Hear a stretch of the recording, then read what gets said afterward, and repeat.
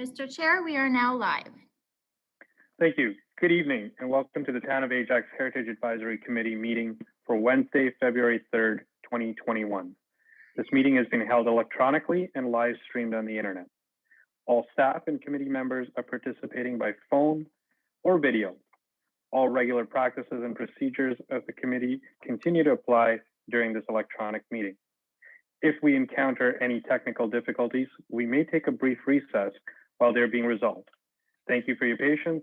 We will now proceed with the meeting. Really quickly, before moving into discussion items on the agenda, I would like to take a moment to welcome Councillor Khan to the committee, who will be joining us for the remainder of the term. Perhaps we could all briefly introduce ourselves to him. So let me begin. Councillor Khan, I'm Anderson, the chair, for the next little bit anyways. And as I call your name, if you can just identify yourself to Councillor Khan with a brief wave, that would be awesome. So Bruce, who I don't believe is on here yet. Beverly. Here I am. Neil. Camille. Paul. Pam. Stephen. And Jeff. How are you doing? Good. Excellent. Thanks, everyone. Can I introduce myself briefly? Absolutely. I was gonna call on you right after everyone else. Oh, good. Thank you. Sorry. Hi guys. My name is Ashmeet Khan, counselor for Ward 2, which is North. And just briefly, I've been so excited to come on this committee since I started, and it's like my wishes just came true, and I'm so excited to work with you guys. So yeah, I'll chat a little more as we get the opportunity as we go down, but I can't wait to work along with this committee. Thank you.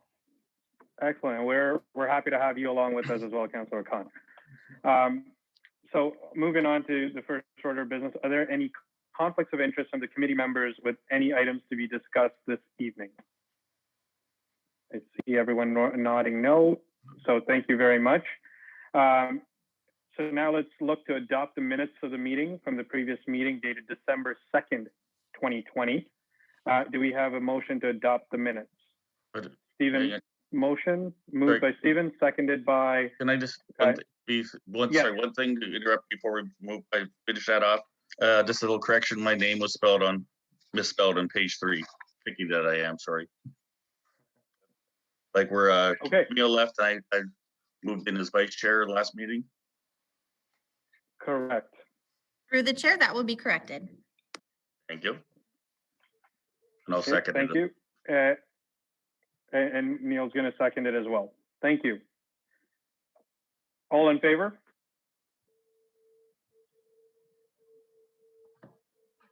Jeff, there we go. Perfect. All right. So from there, we're moving on to presentation and discussion. So item number 4 on our agenda, and I will turn over to Mike. All right, thank you very much.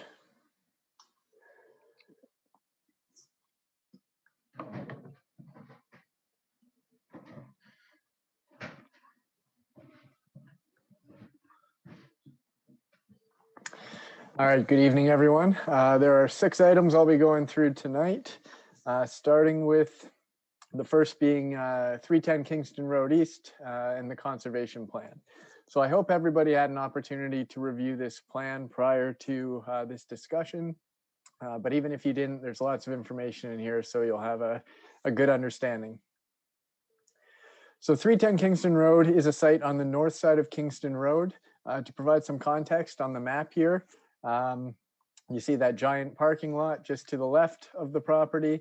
Right at the back of that is Walmart. So you can have Walmart sort of as an anchor point for where this is. Those of you familiar with the Old Post Inn, that's 365 Kingston Road, just slightly to the southeast. Now on the property currently, there's a residence that was built in the 1960s or 1970s, and that's currently being used as a facility for kenneling dogs. What's being proposed is a much more significant development, as you can see here. This is a 25-story mixed-use building with 349 residential units and a number of commercial units at grade. Nearly all of the parking for this development will be within the building footprint, and that is going to be held within 2 levels of below grade parking and 5 levels above grade. Now, because this property is so close to the designated Hicksite Brown Cemetery, we requested heritage impact statement and an archaeological assessment back when this application first came in 2017. So for those that are unfamiliar with the Hicksite Brown Cemetery, it's located just north of this site, and it's a property that was designated back in 2007, around the time that the town took ownership. It's surrounded on pretty much all edges by vegetation. So it's quite a unique property in the sense that when you're within the cemetery, you're standing within an urban area, but it does feel like you're in a very sort of rural setting, as you can see from this image here. The designation bylaw itself identifies 3 different heritage attributes for the property. The first being the original markers with their surviving inscriptions. The second being the original plan and placements of those grave markers. And the third being the park-like setting, including mature trees along the north and east sides. So when we're looking at the development application, what's proposed won't have any bearing on those first 2 cemetery attributes, but the third, the park-like setting, could very much be impacted by the building that is proposed. And the form of those impacts is most likely through shadow. So what I put up here is just a sampling of some of the shadow impact drawings that we received as part of the application. This represents the readings during the equinox, so during March and September. And it shows a bit of a cross section, 2-hour intervals, starting at 9 a.m., then 11, heading sort of clockwise back down to the bottom left corner, 1 p.m., and then 3 p.m. So you can see the shadows start to roll across the cemetery property as the day progresses. Now, in the summer, the shadow impacts follow a similar pattern, but they're not as significant because the sun's higher in the sky. In the winter, again, they follow the same pattern, but they're much more significant because the shadows are much lower due to the sun being lower in the sky. So to provide a summary of these shadow impacts, they were actually identified as being an adverse impact within the consultant's heritage impact statement. And it said that the shadow actually would have a negative impact on the heritage value of the cemetery.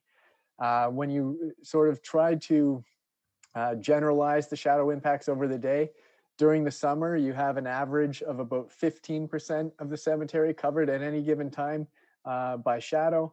In the spring and the fall, that goes up to just over half, 52 or 53%. And in the winter, it's very, very high. Over 82% is in shadow for the majority of the day.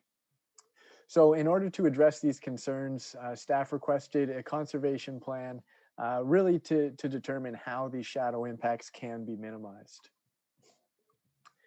Our request specifically was that the conservation plan do 3 things: that it survey and document the vegetation in the cemetery, that it identify the impacts of the building's shadow on the existing cemetery vegetation, and that finally they outline a strategy for tree and vegetation removal and replacement with a more tolerant shade species.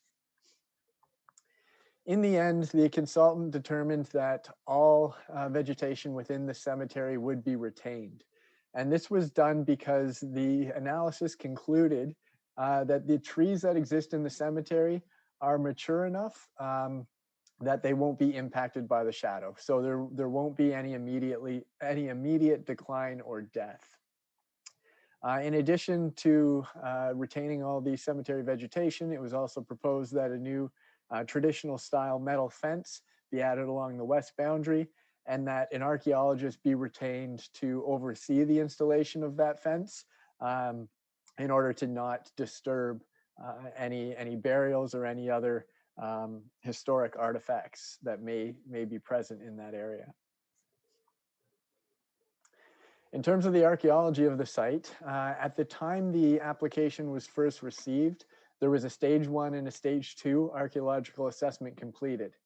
Now, typically how this works is a consultant will continue doing archaeological assessments until they eventually clear the property of having any archaeological potential. That's not the way it worked in this case. After the stage 2 assessment, it was determined that there was still potential due to the proximity to the historic cemetery. But rather than proceeding with a stage 3 immediately, the consultant and the developer actually proposed to do the stage 3 at the time that the excavations were going to be done for the actual building construction. So this was something that was determined by the consultant archaeologist to be appropriate, and it was something that the town accepted. However, just very recently, we received correspondence from the Bereavement Authority of Ontario, as well as the Ministry of Heritage, Sport, Tourism, and Cultural Industries, and they're really pushing to have that stage 3 done in advance of the excavation. So this is because if there are any burials outside of the cemetery boundaries, we don't want to have to, excavate those in order to find out that they're there. We'd rather have the test pits and that sort of thing done early on in the process to have this eventually cleared of having any potential, and then they can go ahead with their development. So that was something that we suggested early on to the developer, but as I mentioned, they preferred just doing the work at the time they were doing the excavation. So in terms of our involvement, I think there's two things that we really need to discuss tonight. The first is whether or not there are any questions concerning the conservation plan that was sent around to the committee members. And second is to take a position regarding the Bereavement Authority of Ontario and the ministry's request for the stage 3 archaeological assessment being done prior to the development approval. So I do have a sample motion on that second item, which we can get to, but I figure we'd sort of open it up with the first question here. So did anyone have any concerns or any comments that they want to include for the record in terms of the conservation plan?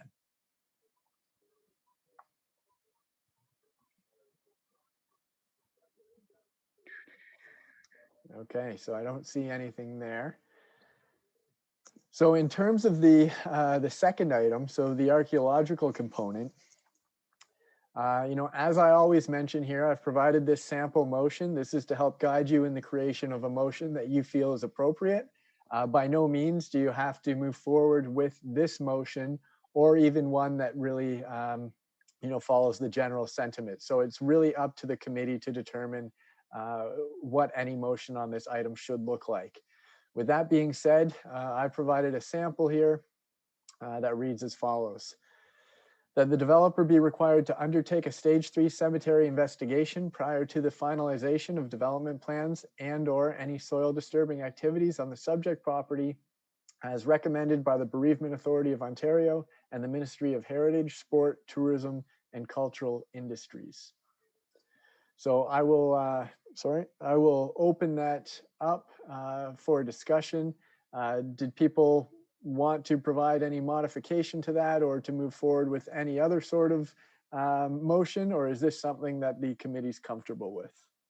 Mike, what happens in a stage 3 cemetery investigation?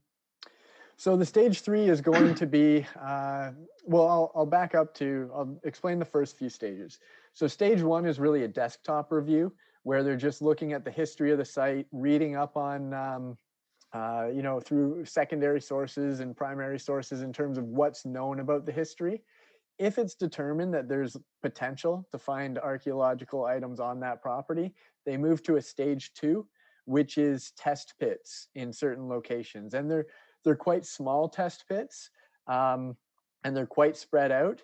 And if they don't find anything, then they clear it of archaeological potential and you can move on. If they do find anything in those test pits, or if they determine, like in this case, that it's so close to something of significant value, they could require the stage 3, which in essence really just requires larger test pits on a more consistent basis in that area.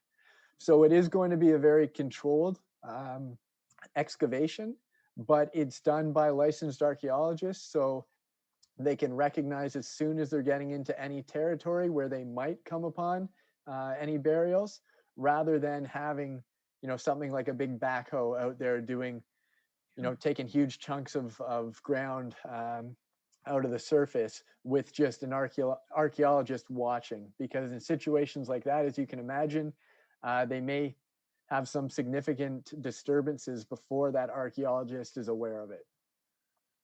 Right. Thank you.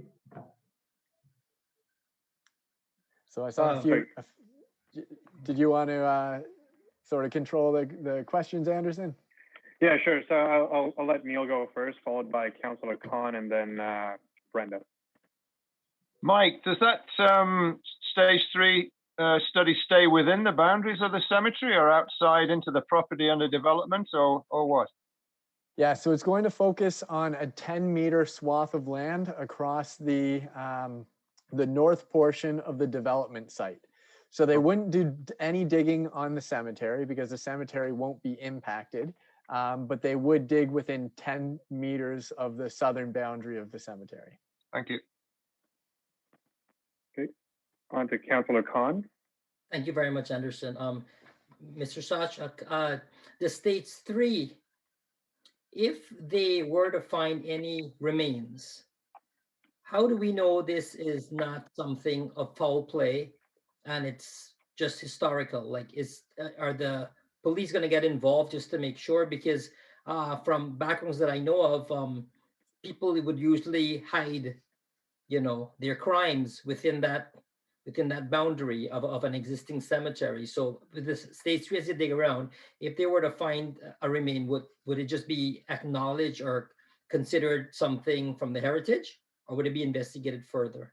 Yeah, so they have very sort of strict regulations on what has to happen when human remains are found. And one of the first things that happens is the police are called. So they have to rule out, exactly as you said, foul play, make sure that this is, a more historic burial and that it's not something from the recent past. So the police always do play a role in this. And if it's determined to be, from back in the early 1800s, no foul play associated with it, it's most likely assumed going to be related to the fact that there's a cemetery there. And what would happen at that stage is the cemetery boundaries would actually then be expanded. So they would be expanded into the development lot, which would most likely prevent this development from even happening.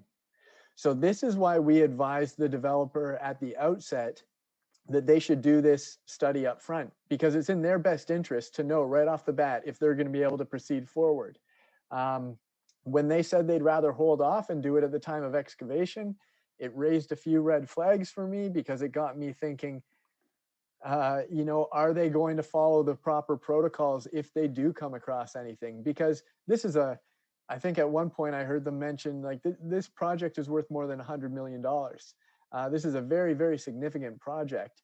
So I can't imagine, even with the investments that they've made so far to date, having to give up this project. It would be, very, very difficult for them. So doing this at the outset, I think, is in their best interest as well, even though they don't sort of share that opinion at the present time. Thank you. And that I would totally support that. Thank you, Mr. Sachak. Thank you, Chair Anderson. Brenda, I believe you had a question as well. Well, part of my question was answered by Neil. I just wanted to ensure that the assessment was going to focus on the southern part of the cemetery and not anywhere near the plots. The second question I have, who is going to be doing the assessment, and is there going to be anyone more or less overseeing this to ensure that if something is uncovered, it is reported? Yeah, so that's a very good question. It will have to be a licensed archaeologist. So that is someone licensed by the ministry. The discussion that we had recently with the bereavement authority as well as the ministry was a very interesting one, because their requirements change fairly regularly. And they have a new requirement that there's, I don't know if it's a certification or just some sort of qualification, but there's a very specified qualification required for people doing work on cemeteries because it is a much more sensitive type of archaeology than, typically doing it outside of a residence or something like that. So it'll have to be someone who is qualified to do the work. They will have to present a scope of work plan that will be approved by the ministry prior to being undertaken. So there is quite a bit in the way of oversight for this process. Thank you. And Pam's got a question, so we'll go on to Pam. Pam, remember to unmute yourself. Yeah, I'm trying to figure that out. I'm just wondering about timelines. When would, I mean, right now the ground is frozen, but what are the proposed timelines for this? So that's a tough question to answer because there are so many moving parts with any development application. In terms of us, like the town and how we process these applications, we recently had an open house. So we will be going to council with a report on the sort of greater development, all of the bigger planning items in the near future. But what this motion says is that stage 3 would have to happen before any of those development approvals are issued. So this would be an immediate future type thing. I could see there being some holdups due to weather right now, making, obviously digging and that sort of thing very difficult at this time of year. But I think this is something that if we were to make the motion and the town were to enforce it through the development applicant, I think it's something that they'd try to undertake as soon as possible just to expedite the other processes. Okay, Anderson. So I think your motion as written captures wonderfully. So I support that. Okay, so Pam moves to adopt the sample motion on the screen. Do we have someone to second? Beverly seconds. All in favor? All right, sample motion carried. On to the next point, Mike, which is also you, 4.2. All right, thank you. Okay, so this next item is 775 Kingston Road East, specifically heritage designation for this property. This is a property we've spoken about a number of times over our last few meetings. However, I'm going to give a little more detailed of sort of history for the benefit of Councillor Khan. So this property is one that's located at the southwest corner of Kingston Road and Lake Ridge Road. As you can see, it's a very large agricultural parcel, but the areas that we're really most interested in from a heritage perspective are the former the residents at 775 here, as well as some of the agricultural outbuildings and this very interesting airplane hangar, which is located on the property as well. So just to provide a little context, this is an image of the house, image of some of the agricultural buildings on the property.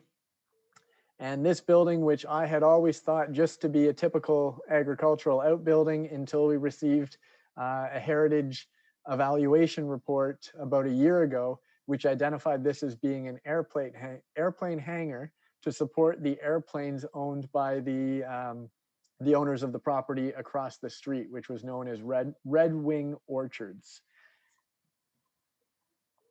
So back in February 2020, this came to the Heritage Advisory Committee because there were some issues with the maintenance of the property.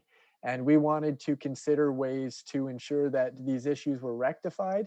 And we also wanted to determine whether or not this building was, or sort of met the criteria for being designated under the Ontario Heritage Act. After reading the consultant's report, we recognized that it definitely did meet the criteria for designation. But at that point, rather than pursuing the designation right away, we sought out to receive a little more information about the property and to gather more information about what our options were in terms of responding to these property standards infractions. So back in March 2020, I brought an update to the committee that really confirmed that there are in fact tenants in the building. What brought this first to our attention was somebody thought that the building was vacant and they were concerned that, without having anyone in there, it was going to start to decline very quickly. So at that point, we made efforts to contact the property owners to do two things. One, to try to make arrangements to get inside of the property, to get some photographs and have a better understanding of the history of this building. But secondly, to also get a bit of feedback on terms of designation. If this was something we were going to pursue, is it something that they were going to battle the entire way, or it is something that that they would be on board with? The other thing I was able to do was to meet with bylaw to discuss our options for enforcing the bylaw issues that were present on the property. And just to sort of recap those quickly, if you look at the image here, you can see all the material and debris in the eaves troughs, vegetation growing from them. There were a number of minor issues like this that at this point aren't too serious, but left over time, especially over a winter, they could really start to have impact as water started to build up around this building. So when it came to the bylaw enforcement, bylaw actually made the recommendation that we not move forward with enforcement right away. And this was suggested for two reasons. The first is that if they were to enter onto the property to try to rectify the issues relating to the heritage features, they'd also have to report a number of other things. And in making the property owner find solutions to those issues, the property owner could in fact do things that would work against the heritage character of the building. So for example, if we had issues with the structural integrity of the front porch, they could decide to remove the porch entirely, which, you know, might not be a good thing from a heritage perspective. So bylaw actually suggested that we move forward with the designation first. And what that would do is when they eventually issued an order, we would have full control in what could or couldn't happen in terms of any works that they had proposed, because we would now have the property designated and we would be able to ensure the conservation of the heritage features. So back in March, I think we pushed this out for a month and planned to reconvene in April and consider the designation. Well, it was in March when things started to get crazy with COVID, and we took a few months break and had different priorities. So this is really our first opportunity to bring this back to the committee. General updates on this item. I still haven't received anything back from the property owners from the two sets of correspondence that I sent out earlier in the year. But what really wanted me to bring this onto this agenda was that planning staff recently received a call about the potential sale and development of this property. Now, I should mention that it's in the Greenbelt, so it's very, very limited in terms of what it can be used for anyway. It can't be subdivided for residential units. You can't build any large industrial buildings. You can't do any type of sort of grand scale development here. It's mainly farming that would be permitted anyway.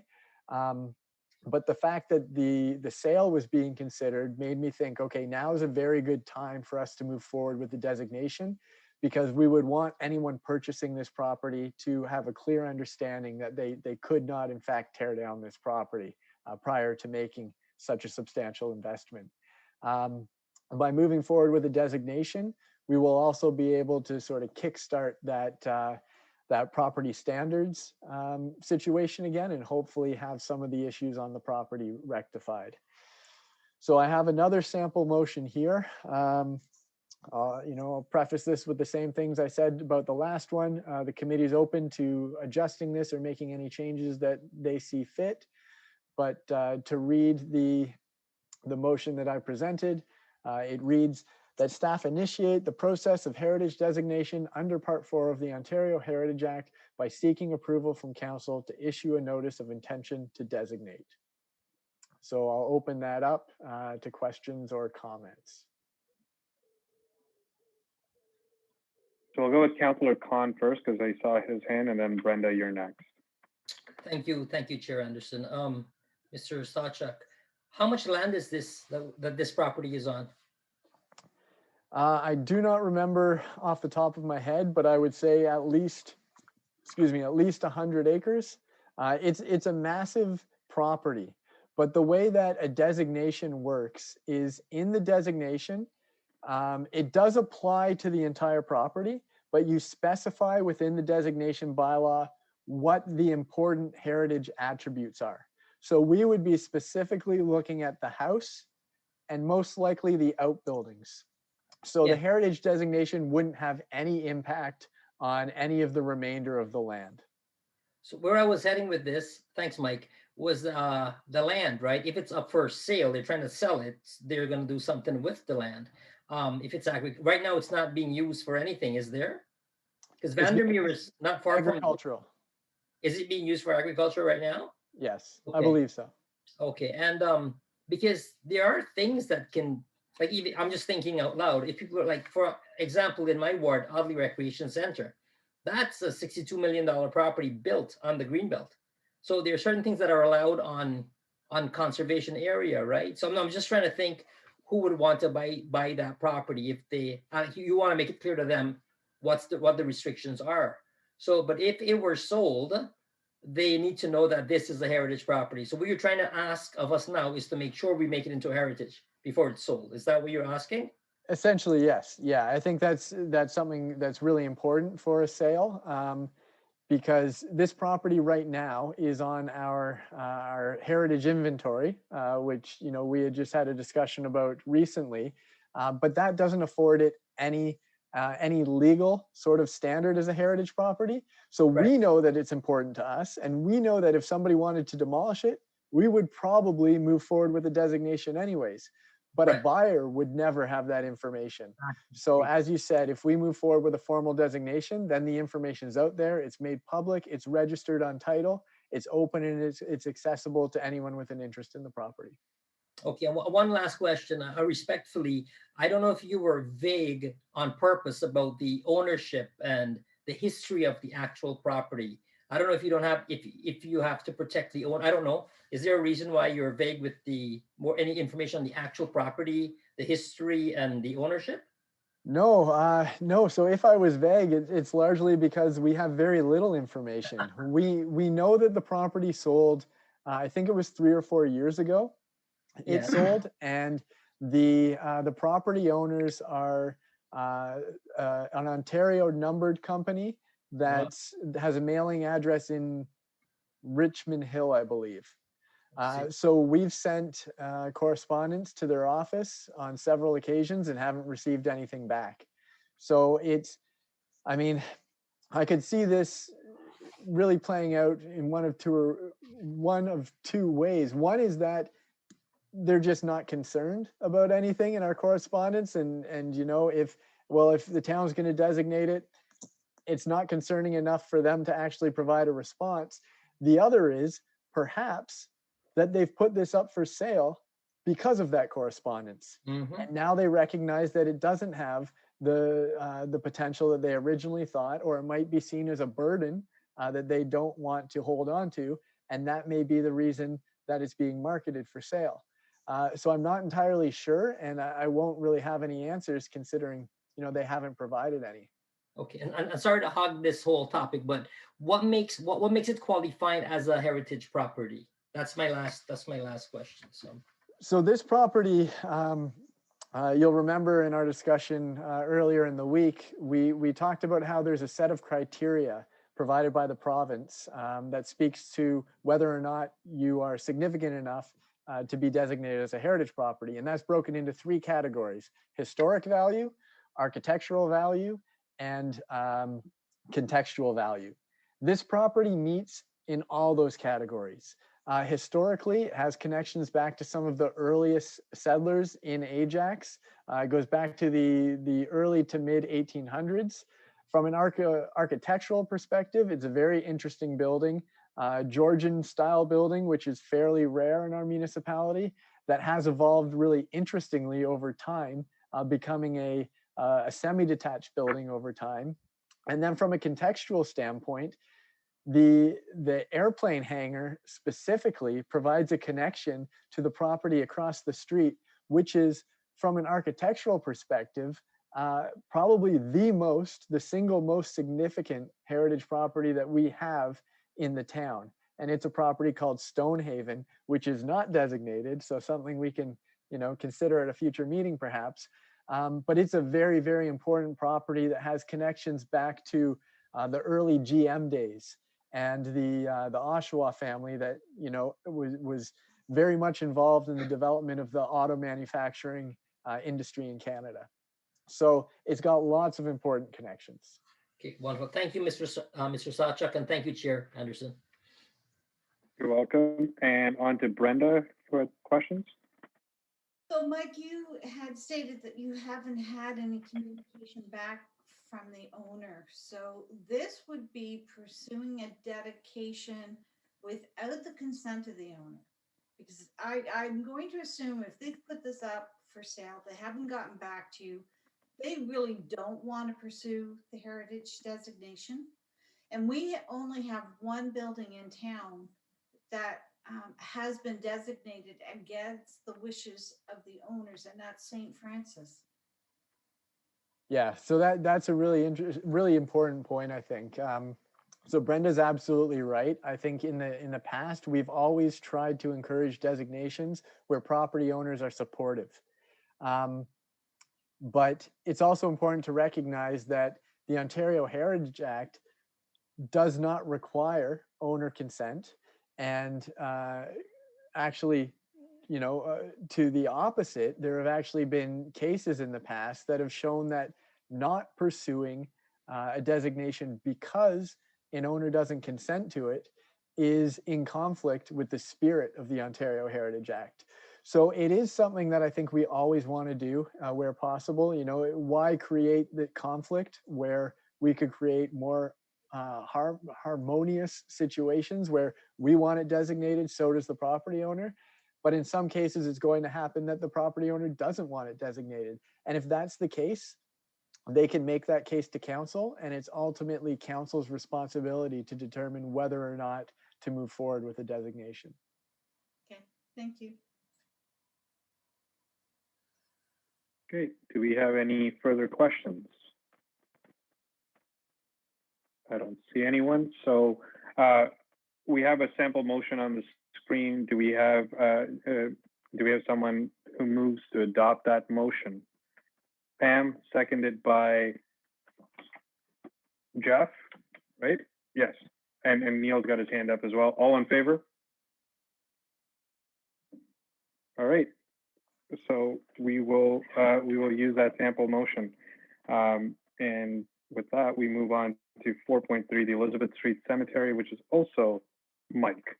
All right, thank you. And I'll try to whiz through these ones. I know we're getting long on time already.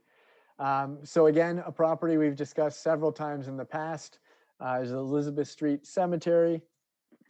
And the reason it's been involved, or we've been involved so often recently, is because of the state of many of the monuments. So I'll just throw up a few photos for the benefit of Councillor Khan to see the types of situations that these monuments exist in today. So obviously not a good situation. And over the summer, actually, I went forward to senior management with the town and provided a number of options. You know, the do nothing, issue a bylaw order, try to see if we can get the land transferred to us, or just engage in the repairs ourselves. And my recommendation was to move forward with a bylaw order, which senior management was also in favor of. So the update I have for the committee is that order was issued on December 10th. The owner is now required to rectify the existing conditions by July 1st, 2021. They've also been notified that they'll need a heritage permit for this work. So I haven't heard anything yet, but as soon as they plan to undertake this, they will have to come to the committee in order to get a heritage permit for that. So that'll keep us very closely tied to this situation. And when they do contact me, I will let them know that they are also eligible for funding under the Pickering Village Community Improvement Program. So we could get them up to $15,000 in order to help stabilize these monuments, which would obviously be very helpful. So any questions or comments on that one before I move along? Nope. Doesn't look like it. Okay, so 8 Elizabeth Street, and this is a new and interesting one. So 8 Elizabeth Street is actually a newly created parcel that was created by severing the 10 Elizabeth Street property. So I've highlighted the new parcel in red, or it looks a little pink on here. There's been quite a lot of history with this property in terms of my discussions with the owners and potential developers. It goes back all the way to 2016. This was one of the first heritage projects that I worked with after starting with the town at the end of 2015. So because this property is located in the Pickering Village HCD, a heritage permit would be required prior to building any new building. And that building would have to be designed in mind with the Heritage Conservation District plan and all of the policies within that plan. So just recently, I found out that the owners had applied for a minor variance, which related to the setbacks on the property. And I hadn't been in contact with them lately about the design of the building. So we had to re-engage in that discussion, and I'll sort of bring you up to speed on the evolution of this process for designing this property. So this is the initial design that goes back to January 2016. As you can see, there's really nothing heritage about it. So back at the time, I provided just some quick sketches based on the outline they provided, giving some ideas of potential direction to go with their design. So the red lines indicate the original roof line. And I was just showing how you could transition the basic floor plate into something that's more of a traditional Gothic design. So another thing I suggested that they do is, rather than having this giant bulky building, have it take on the proportions, or at least look like it takes on the proportions of a typical historic building, and then make the rest of the floor print look like an addition built off the back. So the recent design that came forward in January was, in many ways, very close to what I had suggested. However, there were a number of things that really weren't well aligned with the policies in the Heritage Conservation District plan. First and foremost was the use of materials here. So the way it was designed was with the stone product on the ground floor, and then some sort of siding product on the upper floors, which, that's not the way historic buildings were designed. They were typically all one material, with the exception of the foundation. Stone's appropriate for the foundation, but there's no stone buildings in the HCD other than one historic residence, which is pretty much the oldest building in the district. So I had recommended that they use a wood product, because a building of this style would typically have been wood siding, if not wood, some sort of replica or imitation material. There were a number of other issues here with the gables being, overly ornate, them not really connecting well to the roof line, very modern sort of composition for the door, and then these roofs, both the one over the garage and the one on the main building is a sort of Second Empire mansard roof, which is not appropriate in the village and is specifically prohibited in the policies of the plan. So just yesterday, they came in with a revised version. They decided that they wanted to go with brick, which I said was one of the two materials they could go with. So as I mentioned, I really suggested siding, but they didn't want to go with wood style siding or an imitation product, so they decided to go with brick. Now this rendering doesn't really do it justice. I've got another rendering here. There are still a number of issues with this design. So these are things I've already commented back to them on. Subtle little things like these Juliet balcony railings aren't appropriate. Again, they've got this mansard roof here that's not the proper entrance sort of porch. A number of little things that I really think they could improve upon. But overall, I think this really is heading in the right direction. So, as we always speak to when we're looking at either a new building or a renovation to an existing building, if it is not in fact a heritage building, we want it to be distinguishable as not being an authentic heritage building. So we want it to have many of the attributes of a heritage building. We want it to use similar materials. We want the massing to be similar. We want some of the details to be similar. But at the same time, they should be able to do some things that are, more typical for a modern building, because this isn't a historic building. So we have to really find the fine balance between something that looks nice and respectable for the area and something that's sort of creating faux heritage. So I think this one does still need a little bit of work. At this point, there's no decision points for us as a committee because we're not at the stage where the heritage permit has come in, but a heritage permit will be coming in soon, probably in time for the next meeting. We've really got two options from there. If they make a few modifications, and this is something that both myself as the staff person and the committee members think is a good design, we can move forward with approving it, and I can approve it at the staff level. If there are still a number of things that we don't think are appropriate and that need to be remedied prior to approval, we can actually recommend against approval of this, and then it will be elevated to council, and council will have to make the decision on whether or not they want to support us and our recommendations, or whether or not they just want to issue the permit and allow the building to be built as designed. So we'll see what the applicants do.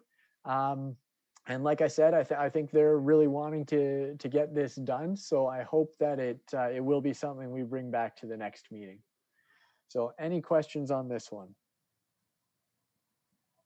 Go ahead, Jeff. Michael, do the neighbors have any say over the design of this house?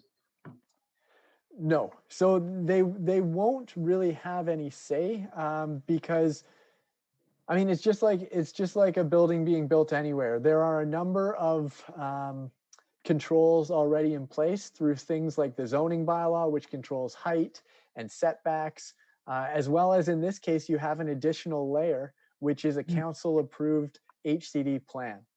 So there are already these broad policies that have been approved, in essence by council and the people of this area.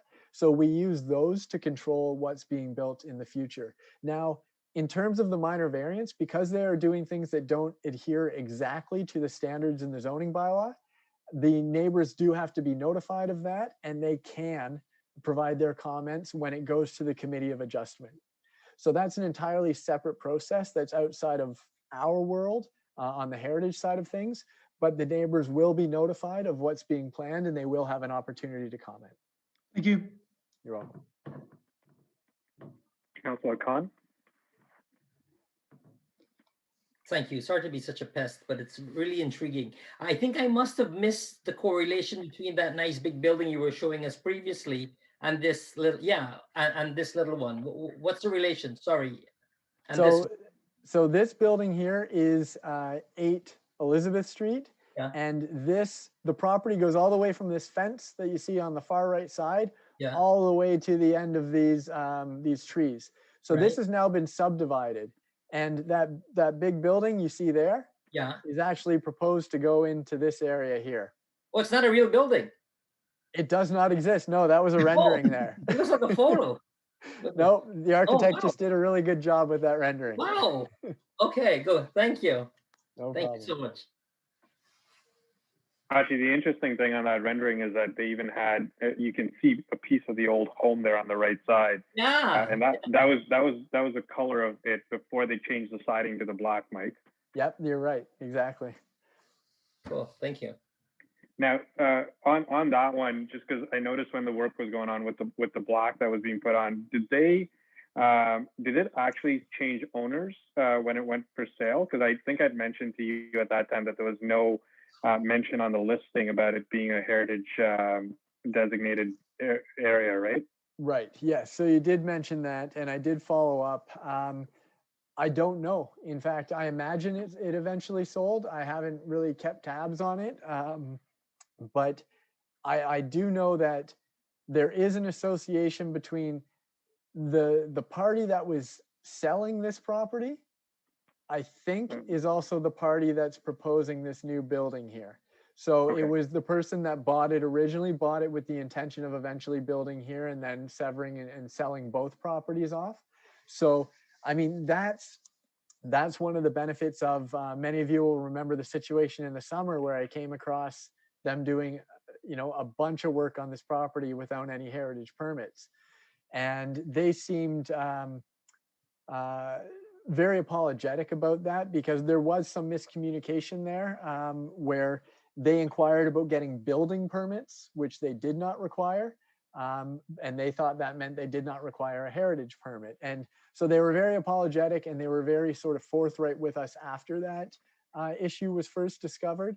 And ever since, you know, they've been very forthcoming again with this new design and trying to accommodate our requests.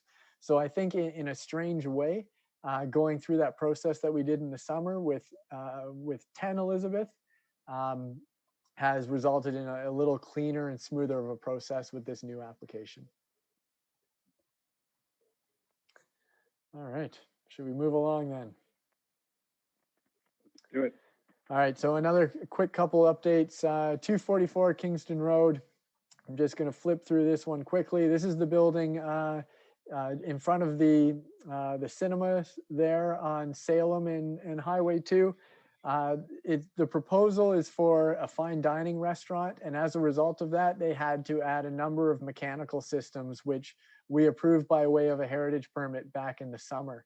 The issue eventually became related to the fire code. In order to have the new chimney stack that was being proposed for the north slope of the building, the fire department was requesting that they build a large metal sort of anchored surface to the roof so that they could do regular maintenance. Now, that obviously was not good from a heritage perspective, but because it was the fire code, there wasn't much we could do. Luckily, this applicant was very concerned about the impacts of that type of intervention on the roof. So they went out of their way to find a system where they could actually do all of the maintenance within the attic area. And they've now invested in this new mechanical system, which allows all the inspections and the maintenance to happen in the attic, thereby alleviating the need for anything else on the roof, which is a fantastic solution. And as I mentioned, something they went out of their way for. So things are progressing nicely on this property. At this point now, they're looking into signage for the property. So what they've proposed is some large signs on the side of the building, as well as a new hanging sign, blade type sign at the front. This type of front signage is something we're always okay with. The signage on the building was a bit of an issue in the past with some of the other potential tenants because they were proposing things that really weren't in keeping with the heritage design of the building. This specific signage is very difficult to tell here, but it's modern materials with backlighting. So again, that's not something that we'd really typically want to see for a heritage building. It would also be, be proposed on the east side. Generally speaking, I've told them that I'm okay with the sort of general design of the signage, but that the materials would have to change. So rather than having modern plastic or fiberglass signs with the lighting within it, what we would be proposing is a more traditional wood sign with gooseneck lighting above. So I provided some examples of the types of sandblasted signs that we see throughout the district, for example, and the applicant has said they'll look into that. So I'm waiting to hear back from them. Again, there's nothing we need to do today on this item, but it is something that will likely come to the committee soon. Now, because this is a relatively minor application, if it does come in and they're going to use the wooden sign, I would be providing an approval at the staff level essentially immediately. And then what I do, as I've done with other minor applications in the past, is report back to the committee with an update once that approval's been made. So any questions on that one? Just me quickly again, sorry. Sorry, Pam's got one. I'm going to let Pam go and then Councilor Khan right after. Thank you, sir. Hi, sorry. You were last time when we talked about this this proposal, we weren't sure what was happening at the back, if it was going to be outdoor dining or whether they were going to put us like a bit of a roof or whatever. Do we know now? So they still have a patio shown in their plans, Okay. but I don't believe they've applied for any permits or anything like that. So I think it's in their plans. I don't know what the timeline will be on that component. But whatever it is, it won't really have any impact on the building itself. Councillor Khan, go ahead. Thank you. I just was wondering about the ownership of that property. Who owns it? Does the town own it? No, so that's owned by RioCan. That's So the RioCan. same, yeah, the owner of the Canadian Tire and the cinema and all of that. Home Depot. And this is just a tenant that's come in recently. Okay, thank you. You're welcome. All right, so moving along to the last update. This is an extremely quick one. 33 Roosevelt is a designated property.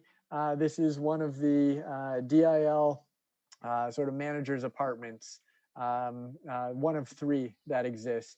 And because this one's designated, they're all being retrofitted right now, and they're all being fitted with new multi-split heat pumps. So this is in order to, it's sort of climate control equipment for the inside of the building. So what they're proposing to do is, you can see in red here, they're adding these new mechanical systems at grade, and they have to run the wiring and the cables and the conduit and all that stuff into the building.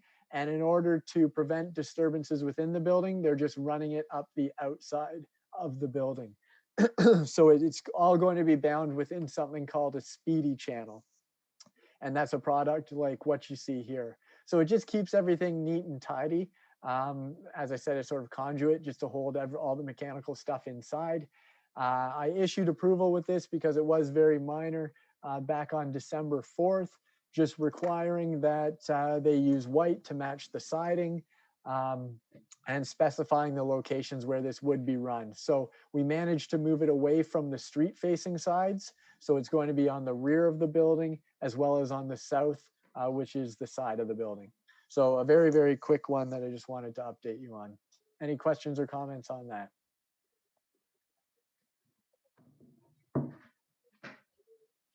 Oh, I think Nope. Steven's got one. Oh. Steven, you got to unmute yourself.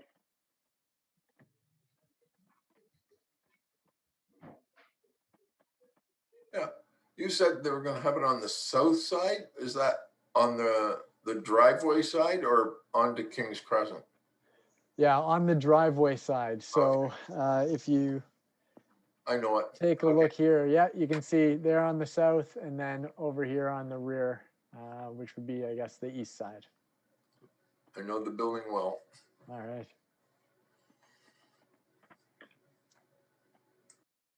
All right, if there's nothing else, then that is it from me. So thank you, everyone. Perfect. Thanks, Mike. And we're on to item 4.7, which is the Ajax archive update. And I'll turn over to Brenda.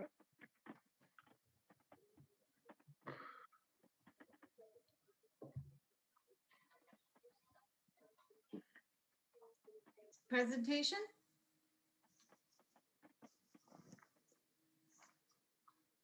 Can you see the presentation okay? Yep. Yes. Okay, good. Back in December, I advised the committee that we had the donation of Captain Woodhouse's dress jacket from his granddaughter. And the jacket was worn by him during World War II for ceremonial events. After a long career in the British Navy, Admiral Sir Charles Woodhouse crossed the bar September 23rd, 1978 at the age of 75. And as you know, Woodhouse Crescent was named in his honor. The family donated the jacket, a stiff collared shirt, a tie, and a pair of pants. Only the jacket belonged to Captain Woodhouse. The uniform, trousers, and tie belonged to the donor's husband, who was a surgeon captain, retired, and the shirt belonged to the father of the donor, who was a Commodore in the Navy. But the stiff collar shirt, of course, you can't use with a tie.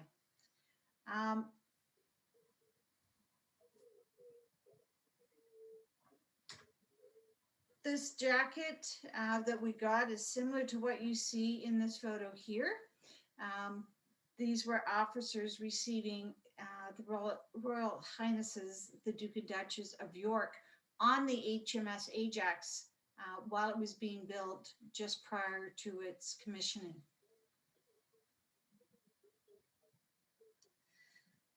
So for consistency purposes in the main display case, we have ordered the same case that was used for the Harwood uniform display. The family has been advised that we are only going to be using the jacket, actually the jacket and the tie.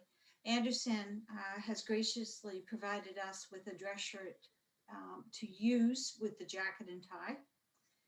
And the uniform, or the display unit of the uniform, has a couple of information boards in there. One in the bottom left is the history or the background of Captain Harwood.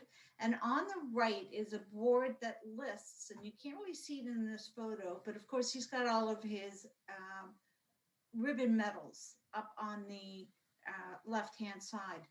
And with the help of the family and members of the HMS Ajax River Plate and Veterans Association, we were able to identify all of the ribbon medals that are on the Woodhouse uniform.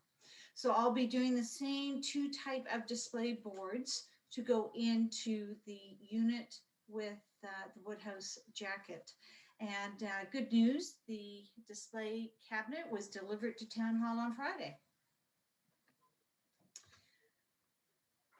I am still waiting for the partial torso mannequin. Now, we decided to go with that because there's no cap with this donation. This type of mannequin is better suited for the uniform. Now, the mannequin is en route, so hopefully we'll have that by next week. Each year, the main display case for the, or the main display case that you see here, as well as the two cases out in Heritage Square, are cleaned and reassembled. But the display case out front in the Heritage Square is going to be cleaned, but we are not changing the contents. That exhibit is going to remain because what we have in there, masks that are on loan from the Brain Injury Association of Durham Region. And we were supposed to have an official unveiling of the exhibit last June, which happens to be Brain Injury Month. But of course, because of COVID, that was deferred. So we are still keeping our fingers crossed that we're going to be able to go through the exhibit opening in June of this year. Those things aren't looking so good for that either. The main display case is going to be reorganized and cleaned. And what we're going to do in there is highlight the 80th anniversary of the opening of Defense Industries Limited, which happens to be this year, and to welcome the visitors from the HMS Ajax River Plate Veterans Association, whose visit in 2020, if you remember, was again canceled due to COVID. But we still have it on the books to try to reorganize everything for June of this year. There were a number of street dedications that were scheduled for the members that were going to be here. Quite a few of them knew their names were being put forth for streets, and a lot of those names have now been picked up by developers, and in some cases the streets have been finished. So it will be great that they can be here for the dedications. I've also had a few special requests for displays of certain items that have been donated in the past by some of these individuals. And one, for example, is the cap that was donated to us by Nigel Masters. And he donated that in 2016. And this cap is a little unusual, one, because he has had members of the association sign the cap. And over the years that he has been doing this, unfortunately, we've lost a few of the members. So it's special in that aspect. But as a side note, He's planning on coming in June with his wife. His wife has never visited Ajax. And he wore that cap when he and his wife were married. So it has a lot of significance for him as well. Now, 2020 was most definitely an unusual year. And though Town Hall remained closed, we did receive a few donations, not as many as we have in the past. But one of the first one that we received this year was a photo of the 1956-57 grade 7 class of Lincoln Avenue Public School. And this was signed by the students in the photo, including Doug Warren, who donated this item. So again, this has a special significance to it. And the other items that we got was a collection of items from the Clements family in England. And they donated several items of Corporal James Clements of the HMS Ajax, who was killed in action at the Battle of the River Plate. Clements Road was named after him. And some of the items that they provided to us was this letter that was sent to the family by the British Admiralty in 1961 to advise the family that Clements Street was being named after their son. And we also received the photo album that Clements had documenting the South American and West Indies station tour of 1939. And we did receive this photo of Corporal Clements, which is nice because we did not have a photo of him previously. So this photo has now been included in his biography as well. And the last donation that we received in 2020 was, of course, the Woodhouse uniform. So while I'd like to have seen more coming into the archives, it was nice that we were still able to receive some of the items. Any questions?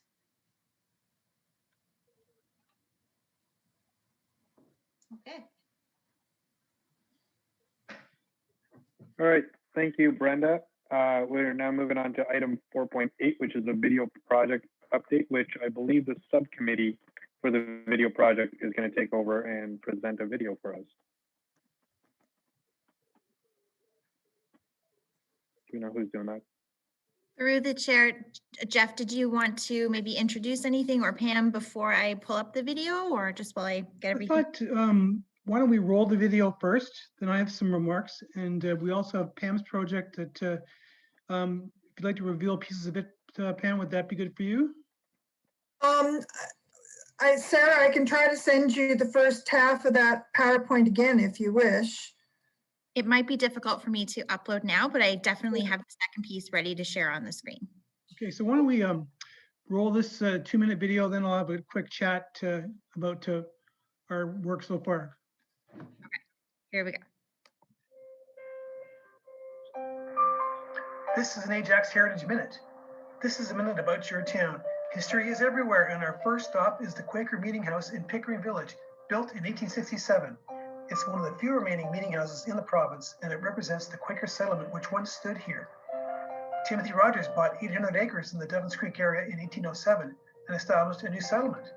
The first meeting house would have been a simple wooden structure similar to this one in Newmarket.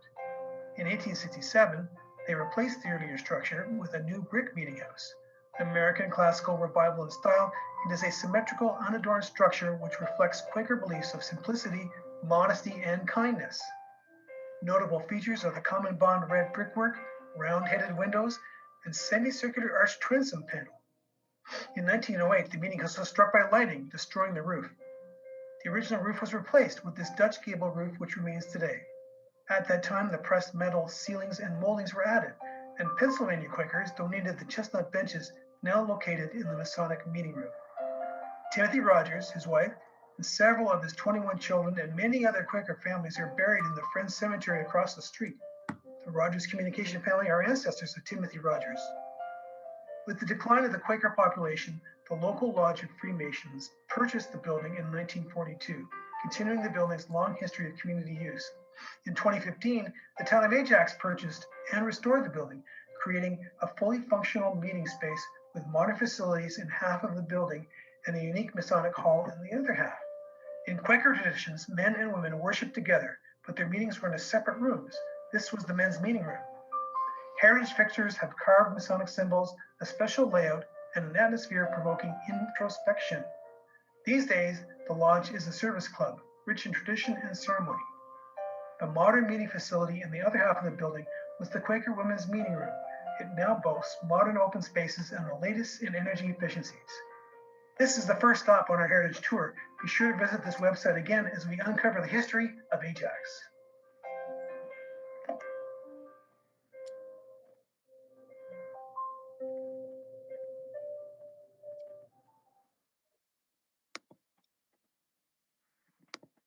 Go Jeff, ahead, Pam. you made some other changes. It's good. So Yes, so we had some last minute video arrive, and so I was able to pop it in this afternoon, and also adopted some of the changes that you guys asked for. I guess just a moment of your time, guys. I'll speak to what we've been doing. Thanks for watching it. It's about 2 minutes long. Nothing reaches people like well-crafted short videos. The average attention span is really short, so with luck, we can capture people's imagination, hence keeping it 2 minutes or less. This video was a collaborative effort with photo credits given where needed. I'm sure you saw them pop up a couple times. Right now it's set up as a private YouTube link, so it's on YouTube, but you have to have the link to watch it. If you like what we've put together, I could forward the video to the town for their use or continue the project. And as video files are much bigger than regular email, we could send data to a Dropbox or as a Google link. Looking ahead, the St. Francis de Sales Performance Space is a strong candidate for our next minute. And any suggestions from you are welcome over places you like to have profile. Right now, it's a challenge to get great inside shots of heritage buildings due to COVID. We've been really lucky with provided file photos from people. From an editing perspective, it would be nice to be all video, but that's a developing story, and we can use all kinds of sources. And as a further ask, if the town likes the work and the committee does, perhaps there are some other editing facilities we could utilize in partnership, perhaps with the town's communication staff. So that's the end of my blurb. Thanks for your time. And if you have any questions, go ahead. Okay, so we'll start off with Pam and then we'll go over to Stephen. hi, just a couple of things. The one thing in the middle where the roof design changes, I just think we need to tighten that up a bit because the roof line did change. The other thing I was going to ask is, Mike, is there any help available in, because the pictures, they look great in this little format, but when you blow them up, especially the map that you forwarded that had Timothy Rogers, is there a way that we can crisp that up a bit? So I think the map, definitely I can try to see if I can get a higher resolution version on that. Can't guarantee anything because I think it'll be largely based on the underlying document that we have, which is like massive in terms of its size. But I'll take a look on that. And then as far as the other, did you say there were other images as well? Well, I'm just wondering, like I kind of fiddled around with a couple of the older images on the limited software that I have, that I own.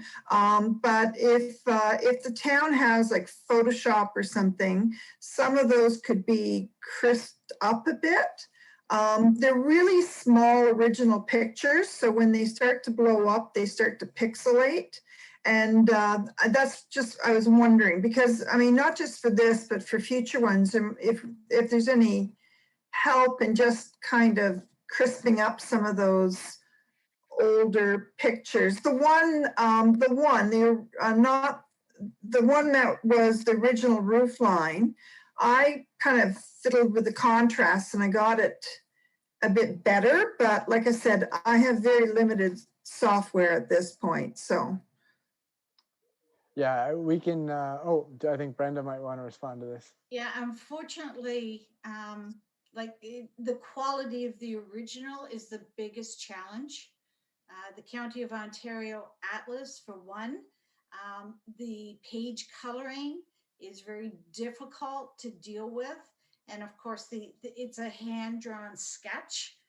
So I have tried many times, and I've got those, I think, two of the images I sent you were probably 600 DPI.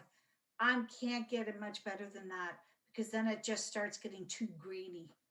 I think the Atlas picture looked pretty good. It's some of those older images, and they're kind of bleached out in one corner or whatever. So, I mean, I think with Photoshop, they probably could be, you know, the resolution of them could be brought up a little bit. But I mean, that's just a question that I wanted to ask. Okay, well, I'll give it another try, but I have tried on several occasions to get a much better image, but we're restricted by the quality of the original. Do you have Photoshop? Are you putting it in Photoshop? Yeah. Okay. I've also got a high resolution scanner on my desk, and I use that to scan, and then I use the Photoshop to try to enhance. And I mean, when you're dealing with a poor quality original, oh yeah, you're very limited to what you can do. Well, you can't invent pixels, right? So it is what it is. But anyway, okay. Okay, on to Stephen, who had the next question. Wasn't a question, it was just a reminder, Jeff. We have to change the part about Roger's family being descendants and not ancestors, yes, they have to be descendants, not ancestors. Okay. I think I mentioned it to Pam. Yeah, no, you did, and you had some other suggestions around the purpose of Timothy Rogers' original purpose of building the meeting house. Yes. So I had put that, like, I had added that in the storyboard, but that part, the storyboard got so big that I couldn't send it anymore. Okay, no problem. So I guess my question to the committee is, are we on the right track? Would you like more of these things? Because it is possible to, you know, with the modern tools we have to do these kind of things from home without relying too much on outside sources. Yeah. And also, I guess I'll get some direction from the committee about next steps. Like, do you want to actually show this video to people, or put it out there? What comes next? Go ahead, Mike.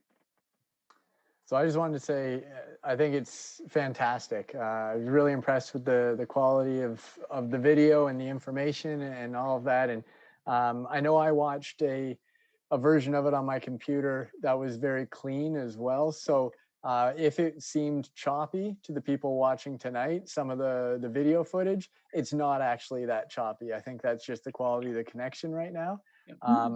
But yeah, I think it's fantastic. I think this is a great first effort, and I would love to see this continue with some of the other buildings, such as St. Francis, as you mentioned. So what I can do is, you know, once it's at a point where everybody's happy with it, I can pass it along to our communications team, which can do some work to add subtitles and that sort of thing, and hopefully get it up onto our different outlets as well. So our social media channels and that sort of thing.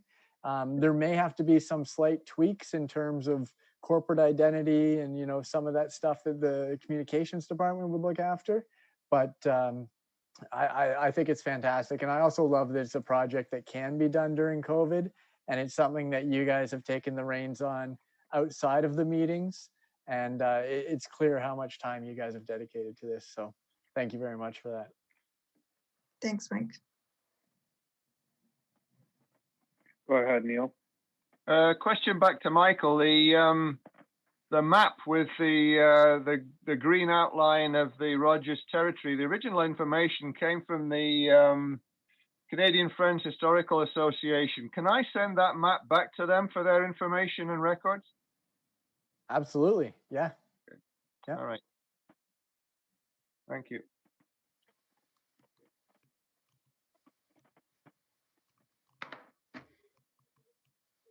I have another question, Jeff. Were we talking, were we going to talk about the voiceover or keep it as is? Or we were talking about if people wanted to volunteer for that? Essentially, I don't have to be the main voice. We can certainly collaborate on scripts and stuff. And if somebody else wants to step forward to be a voice, everybody can take a shot at it if they want. I just need people to let me know. And it's easy enough to record audio on your computer and then send me the file. I can drop it in. So if any of you guys out there fancies yourself to be a historical commentator, please step forward. We can use every voice. Perfect. Go ahead, Neil. I'm not volunteering because you don't want my accent on it. What I'm going to say is, I mean, we could fiddle around with this forever and a day. I suggest it's good enough as it is, unless there's one specific thing you want to change, and we send it through Mike to the communications group and be done with it. Otherwise, we'll just keep tinkering away forever.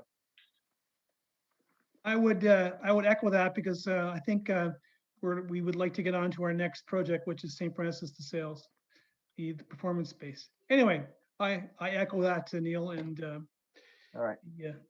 Anyway, that's what I think. So Neil, are you moving that we send it on to the communications department and move forward with it? I so move. Can I have a second? Councillor Khan, all in favor? All right, motion carries. Still got to change that ancestors to descendants. Absolutely, that's the one thing he changes. Yeah. All right. So now we're on to point. One thing. Sorry, go ahead, Bev. I didn't see any heritage signage or anything on there at the end, like the closing. Shouldn't it have our committee logo or something on there? Well, if we had one, I'm sure that we have one out there. Take credit for it somehow. Good idea, and I'm supposed we could hand that off to communications. Go ahead, Brian. I guess Brenda and Mike were going to say the same thing. Yeah, we have a logo, so you've got access to it, do you not, Mike? I do, and I believe that communications may want to make the branding very similar to what we had for the village videos. So they had a little motif put together for that, and they could apply that to these videos as well.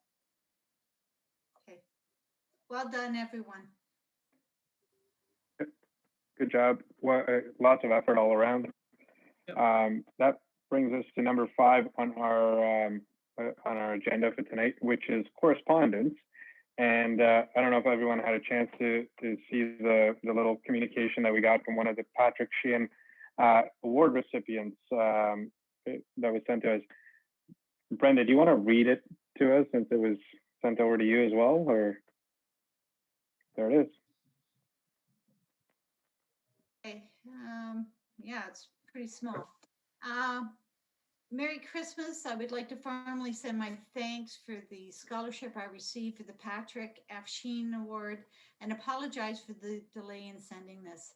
History is a passion of mine, being fanned from the ember to a mighty conflagration. I thank you for contributing to my path as I plan to minor in this field at the University of Toronto. And it's great. We usually get letters of thanks back from the students, but it's always nice to know that, you know, they are passionate about history. And that's the whole point of the award in the bursary. It's always nice to meet the students too, if you get a chance to go to a commemoration. If they ever have I echo that. I actually had the chance to do one the summer prior, so it's fantastic actually. Yeah, it's nice to meet them. All right, so we're on to item number 6 on our agenda, which is the update from council. So Councillor Khan. I think you guys probably heard enough from me already tonight, but you got to forgive me. I'm very, very passionate about this committee. And I'm gonna speak a little more on that in other business. But for council update, this is February. It's Black History Month, and the town has worked exclusively with members of the anti-racism task force, and we have a lot of programs of education. One thing I want to point out is that the theme for this year is unity in diversity, and Ajax is one of the municipalities with over, I would think, 57% diversity, and these are opportunities for us to celebrate diversity and what Ajax has become. It's a good month for education for us, and I'm really excited to see what the town has offered, and the committees that there is to celebrate and unity and diversity. That's one important part. The second part, February 1st, was called World Hijab Day, which hijab is what the Muslim women, and I would even go as far as say the mother of Jesus wore, that scarf. Mary, she wore that scarf around her head. And February 1st was World Hijab Day, and I'm very, very honored to say that our three female councillors in the town of Ajax, Regional Councillor Dyes, Regional Councillor Crawford, and Councillor Lisa Bauer, they all celebrated with the women of Canada, but for political leaders and leaders in Ajax and representatives of Ajax, they proudly wore the hijab, and it went out to show part of that unity in diversity. Third thing, we did videos today. We're promoting Winterfest in Ajax, and we would encourage everyone to go online at ajax.ca/winterfesttoa just to see how to celebrate winter outdoors in a safe and fun way. So those are the little messages I want to bring. Moving forward, though, with this committee, I really want to play a part, and whatever initiatives you may have, I want to let you know I have an open line to listen to it. I work great with Mike and Brenda. They've always been there since I came on board, and so much passion in this committee. Please feel free to reach out. Any initiatives you have that you want to see done, I'm here for 2 years with you guys, and I want to work hard with you. Whatever little wishes and dreams you want to get done, I want to represent you on council and have it done. And I'm going to talk a little bit more on any other business, but other businesses. But for now, that's my council update. And thank you for talking. I know I've babbled on a lot tonight, but I really am excited to be here. Thank you. Perfect. Thank you, Councillor Khan. And with that, we'll go to the previously alluded other business, which is item 7. Anyone got any other business? Councillor Khan again. Quickly, I wanted to say, Anderson, it was Sarah Moore and I that interviewed you 2 years ago when you came with your cat attitude. That was you, correct? Yes, it was. I remember that, and I was so impressed. And I come on today, and you're the chair. So that, to me, it's, I felt very proud. And I just want you to know that when I came onto Ajax Council, it was strange for seeing somebody like me representing part of Ajax. And when I went into the council, I want to, thank openly Mr. Stephen White. He has been absolutely warm and welcoming and encouraging to me. Every day he's at our council meetings, and he only had warm and kind things to say to me. And he's one of the reasons too that I wanted to be around him in this committee. And I just want to take this, to commend even both Anderson and Mr. White. And I know I will get to know all of you more. And that video was stunning, gentlemen. Well, the team, I should say. I love that video, and it is captivating. And yeah, let's get lots more of those. And I'll make sure whatever you need from council, I'll be there to be your voice. Okay, I am done babbling. Thank you. Thank you, Councillor Khan. Pam, other business as well? I just wanted to say to the committee, if we've decided that we're going to do St. Francis de Sales as the next video, I'll put some draft together to start. And Brenda was going to ask that, remember the research that we did for the anniversary and you edited it? I'm wondering if you could send me that file, unless it's posted somewhere. No, I will send that to you. Okay, so if everybody's okay with that, I'll just I'll use that as a start. And I've got a couple of really good books that Bruce has lent me, so I'll use those too. I do have a couple of old photos. I can send those to you as well. Okay, thank you. Everybody good? Perfect. Okay. Perfect. Anyone else with other business to bring forward? Okay, if not, I will look for a motion to adjourn tonight. Pam, and I'll say that we've got a second as well right there.